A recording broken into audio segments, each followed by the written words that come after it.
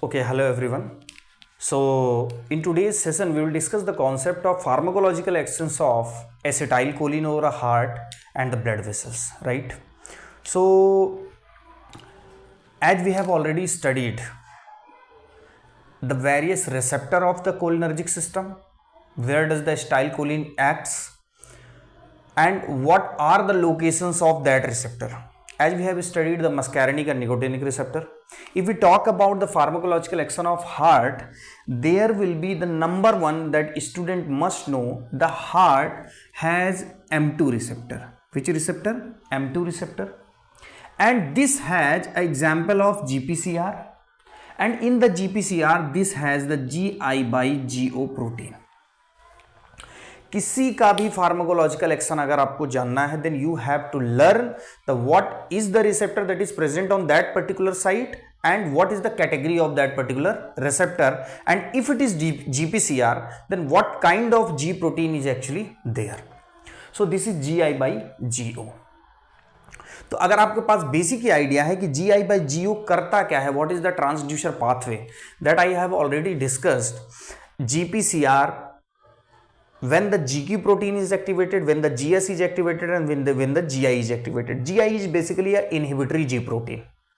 So once the GI protein will be activated under the influence of M2 receptor, when the acetylcholine binds with the M2 receptor, there will be less adenyl cyclase activation, there will be less cyclic AMP formation, there will be less calcium ion influx, or you can say that there will be inhibition of calcium ion influx, and there will be inhibition of calcium ion influx, and there will be opening of potassium channel. Opening of potassium channel means there will be instant repolarization, right? So this is the action potential of SA node. अब heart पे pharmacological action को कैसे पढ़ना है, देखिए heart में basically आपको पता है कि दिस हार्ट के कितने चेंबर हैं, 4 chamber. In that 4 chamber, in the right atrium, there is a what?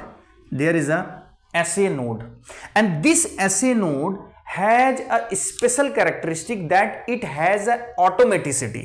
Automaticity means this has a power to generate an impulse by itself. It does not require any kind of stimulus to be for the generation of impulse. तो अब जब इसके अंदर automaticity है तो इसके अंदर क्या है, सेल्फ एक्साइटेशन है. अब this action potential is indicating the action potential of SA node. So as we know, this is the resting membrane potential. This is what, this line indicate resting membrane potential, and as we know the resting membrane potential of the SA node is -60 millivolt. This is membrane potential and this is time. So one impulse is starting from here up to here, this takes a 0.8 second. Second impulse from here up to here, this is 1.6 second, because 0.8 second की एक cycle होती है. तो 0.8 plus 0.8 plus 0.8, 1.6 and 2.4. सो ये आपका clear है कि ये ग्राफ क्या कर रहा है, like because SA nodal, let's suppose this is SA nodal cell.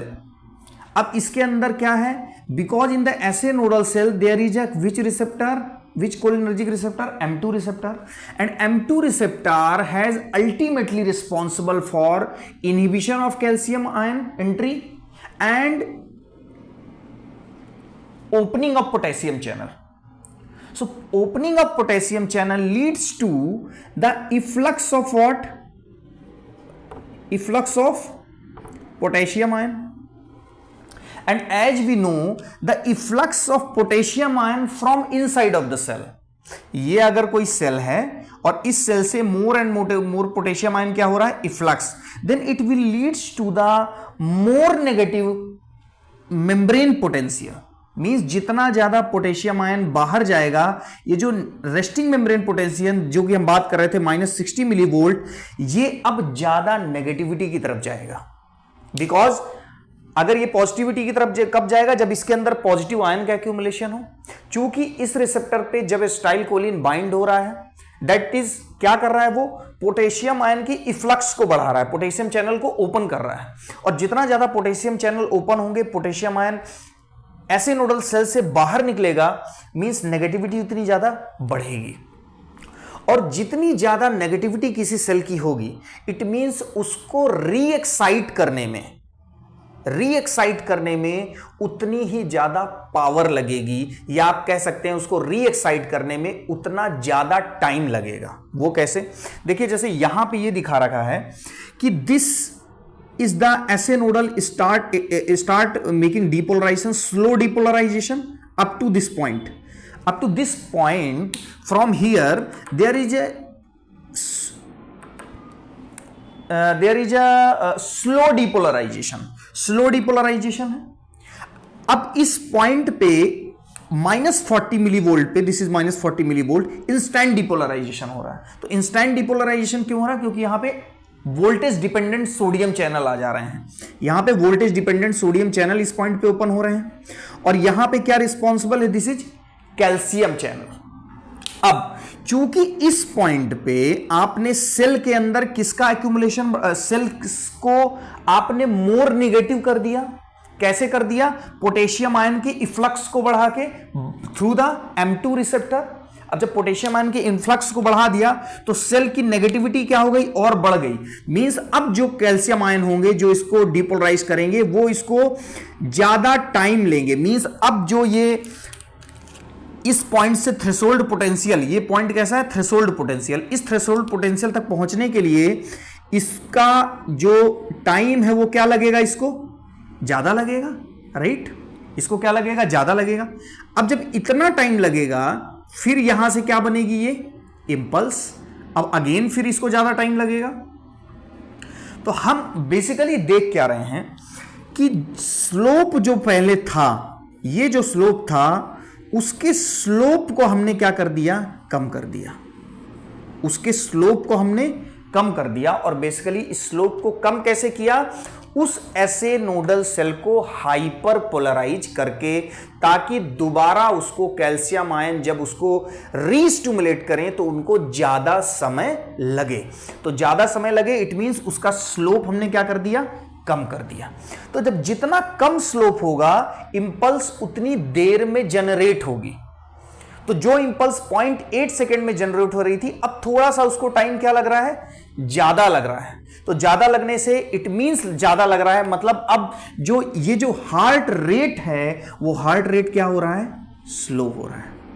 Heart rate क्या हो रहा है? स्लो हो रहा। अब हम ये कह सकते हैं कि जैसे 1 मिनट में आपकी 5 इंपल्स बनती, फॉर एग्जांपल समझने के लिए 1 मिनट में 5 इंपल्स बनेंगी, पहले कितनी बनती थी? 10 बनती थी। क्योंकि इसके स्लोप को आपने क्या कर दिया? स्लो कर दिया। वरना यहां से तुरंत इंपल्स बन गई। अब इस तरह स्लोप लंबा चलेगा, फिर इंपल्स बनेगी। So this is the pharmacological action of acetyl choline over heart. तो आपको स्लोप को डिक्रीज करके दिखाना है। इस तरह एरो करके आप एग्जाम में दिखा सकते हैं, एक्शन ऑफ एसिटाइल कोलिन। अब ये भी लिख सकते हैं हाइपर पोलराइजेशन। इंड्यूस क्या कर रहा है? Hyperpolarization. Hyperpolarization means इसको मोर नेगेटिविटी की तरफ इस सेल को लेके जा रहा है, ऐसे नोडल सेल को, इसके स्लोप को डिक्रीज करके। तो आपका ये एक पार्ट क्लियर हो गया, राइट?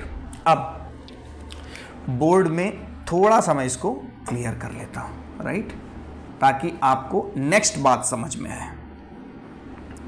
अब देखिए, तो ओवरऑल इसमें ये टाइम था सेकंड्स में, ये आपकी सारी चीजें ओवरऑल क्लियर होगी। अब हम बात करते हैं ब्लड वेसल्स की। देखिए, ब्लड वेसल्स में आपको ये समझना होगा, सपोज करिए ये आपकी ब्लड वेसल है। ब्लड वेसल को जैसे आप इसको कट करते हैं, तो इसको ऐसे कट करने से इसके सामने का जो पार्ट दिखता है, दैट इज, अब क्या है, ये आपका जो ब्लैक कलर है, ये है आपका स्मूथ मसल। ये आपकी क्या है? This is smooth muscle. और स्मूथ मसल के अंदर की ये जो रेड कलर की लेयर है, that is endothelium. This is endothelium. और ये जो बीच वाला पॉइंट है, दिस इज ल्यूमेन। यहां पे ब्लड फ्लो हो रहा है। मींस ओवरऑल सबसे इनर डायमीटर वो एंडोथीलियम है। एंडोथीलियम जो ब्लड कांटेक्ट में बहता है जिसके, दैट इज एंडोथीलियम। और उसके चारों तरफ क्या है? स्मूथ मसल है। अब as we have already studied in the blood vessel, in the vascular endothelium there is a M3 cholinergic receptor. तो अब पॉइंट सीधे आपको रिसेप्टर को टच करना है, M3 cholinergic receptor, and this M3 cholinergic receptor has a which protein, GQ protein, and as we know the GQ protein acts via the IP3 and diacyl glycerol and further calcium channel opening. This will lead to the contraction. तो contraction, अब overall यहां पे blood vessel में जो blood vessel होती है उसकी vascular smooth muscle dilate होती है, ना कि कॉन्ट्रैक्ट होती है।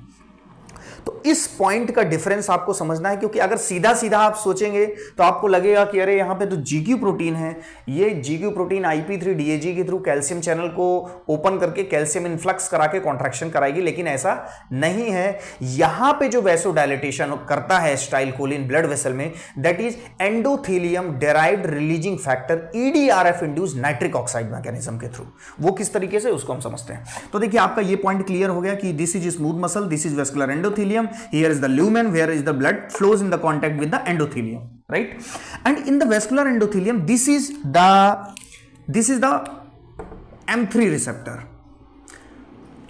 M3 मोटा मोटा क्या दिखा रखा है कि M3 रिसेप्टर से जब एसिटाइलकोलिन बाइंड होगा, this will start forming nitric oxide, and nitric oxide vascular smooth muscle में गया एंड क्या कर रहा है, वो रिलैक्स कर रहा है। अब इसको मैग्नीफाई करके अपन देखते हैं।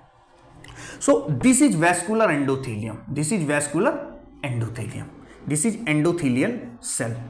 So this, in the endothelial cell there is a muscarinic M3 receptor, this is GQ kind of receptor, so there will be IP3 DAG induced calcium release in the cytosol of this cell, so there will be more calcium release in the cytosol, means the level of calcium will become high, and it will contact with, or you can say the bind with the colmogulin.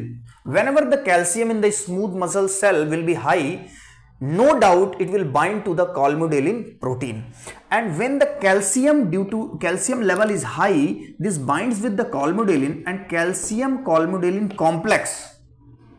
This activate the endothelium endothelium dependent eNOS.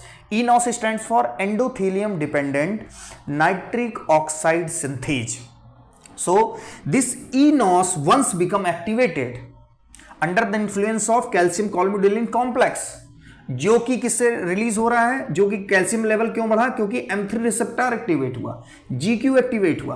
अब सारा transducer pathway यहां पे मैं नहीं लिख रहा हूं, IP3 DAG और सार्कोप्लाज्मिक रेटिकुलम से किस तरीके से कैल्शियम निकला, तो वो एक अलग पार्ट है। So this calcium calmodulin complex activate the eNOS endothelium dependent nitric oxide synthase. This starts extracting, ये भी एक मैकेनिज्म है अपने आप में कि ये आर्जिनिन से नाइट्रिक ऑक्साइड फॉर्म करती है। आर्जिनिन, एल आर्जिनिन से क्या बनाती है, nitric oxide, and because the nitric oxide is a gas, it diffuses from endothelium to the nearby. अब यहां नाइट्रिक ऑक्साइड बन के किस में डिफ्यूज हुई, स्मूथ मसल में। तो अब ये कहां आ गई, स्मूथ मसल में, वैस्कुलर स्मूथ मसल में। अब ये वाला पॉइंट आपका क्लियर है। अब वेस्कुलर स्मूथ मसल में जब नाइट्रिक ऑक्साइड आई तो it starts activating the soluble guanylyl cyclase. Guanylyl cyclase को क्या करेगी, एक्टिवेट करेगी।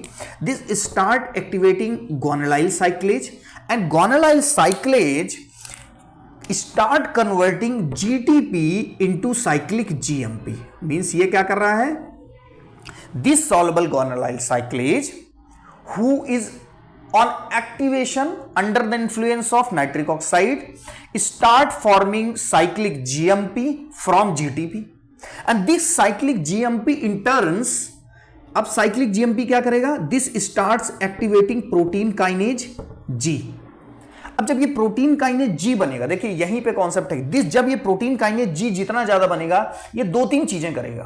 प्रायोरिटी बेसिस पे ये वोल्टेज डिपेंडेंट कैल्शियम चैनल जो वेस्कुलर स्मूथ मसल की मेम्ब्रेन पे होंगे उनको क्लोज कर देगा। तो अभी क्या कर रहा है, प्रोटीन काइनेज G, देखिए रेड कलर के साइन में ये माइनस का साइन है, तो ये माइनस किसको, वोल्टेज डिपेंडेंट कैल्शियम चैनल। अब कैल्शियम आयन की एंट्री क्या हो गई, रुक गई। तो ओवरऑल प्रोटीन काइनेज G का एक एक्शन क्या है कि इसने वोल्टेज डिपेंडेंट कैल्शियम चैनल को क्लोज किया, नंबर 1। नंबर 2, जो भी कैल्शियम इस पूरे सेल के अंदर है साइटोसॉल में, उस कैल्शियम को दोबारा से ये कहां पे फोर्सली डाल रहा है? सार्कोप्लाज्मिक रेटिकुलम में। और इसका जो ये पंप फंक्शन करता है, that is SERCA, Sarco endoplasmic reticulum calcium ATPase। This sarcoendoplasmic reticulum calcium ATPase is a pump that reuptake the calcium from the cytosol and throw it back into the sarcoplasmic reticulum. Means both the mechanism, voltage dependent calcium channel inhibition and this activation of SERCA, more reuptake of calcium will be there. So the ultimately result, there will be less and less calcium availability in the cytoplasm. अब जब जितना ज्यादा इस cytoplasm में calcium का level कम होगा, उतना कम किसका एक्टिवेशन होगा? कॉल्मुडेलिन का। कॉल्मुडेलिन यहां पे भी प्रेजेंट है, तो कैल्शियम चूंकि कॉल्मुडेलिन से कंबाइन होता है, तो more less calmodulin activation will be there. ये डिक्रीज का साइन है, less calmodulin activation will be there, and less calmodulin activation will lead to less myosin light chain kinase activity. Because myosin light chain kinase को अगर हम समझें तो myosin light chain kinase जो enzyme होता है, that is responsible for converting myosin light chain into phosphorylated myosin light chain. और phosphorylated myosin light chain contraction में हेल्प करता है। लेकिन जब मायोसिन लाइट चेन काइनेज की एक्टिविटी कम कर दी, तो ये MLC को फास्फोराइलेटेड MLC में कन्वर्ट नहीं होगा, इट मींस कॉन्ट्रैक्शन नहीं होगा, and that will leads to the relaxation of vascular smooth muscle of the blood vessels. And this vascular smooth muscle relaxation of the blood vessel leads to the blood vessel dilatation। because जब ये चीज relax होगी, ये चीज पूरी कैसी होगी? Relax होगी, तो जो ब्लड का फ्लो है वो इस पे प्रेशर चूंकि डाल ही रहा है इस वॉल पे, तो ये चीज क्या होगी? डायलेट होगी। तो ब्लड वेसल क्या होगी? डायलेट होगी। मींस जब ये पेरीफेरी की मसल्स रिलैक्स होंगी, तो जो ब्लड वेसल का इनर डायमीटर वो क्या होगा? रिलैक्स होगा, राइट? तो ये बहुत सिंपल सा कॉन्सेप्ट है। So this is the molecular mechanism of blood vessels, how does the acetylcholine works over the blood vessels, and this is the molecular mechanism of acetylcholine over the heart as a node. So this is all about the pharmacological action of heart and blood vessels। सारे pharmacological actions मैं आपको detail में बताऊंगा। एक मेरी तरफ से request है कि आप अगर फॉलो करिए, और फॉलो करने के लिए बट ऑब्वियसली बात है कि आप नोटिफिकेशन और चैनल को सब्सक्राइब जरूर करिए। आप कई बार मैं देखता हूं कि रिटेंशन टाइम चैनल में वो लोग ज़्यादा देख रहे हैं जो नॉन सब्सक्राइबर हैं। तो देखिए, इसके पीछे बहुत मेहनत लगती है। आपसे ये रिक्वेस्ट है कि आप चैनल को सब्सक्राइब करें, plus notification bell icon press करें। उसके बाद आपको इसके बाद के जो फार्माकोलॉजिकल एक्शन है वो नेक्स्ट सीरीज में मैं अपलोड करूंगा। So this is all about, I hope कि आप एक अंडरस्टैंडिंग बनाए होंगे। आपको अगर मेरी बातें समझ आती हैं तो आप कमेंट सेक्शन में प्लीज इसको रिप्लाई करिए कि आपको कौन से क्वेश्चन है या क्या है। तो एक जो थोड़ा कम्युनिकेशन बनेगा, उससे मुझे कहीं ना कहीं एक मोटिवेशन भी मिलेगा। So this is all about the pharmacological action of acetylcholine over heart and blood vessels. Thank you very much.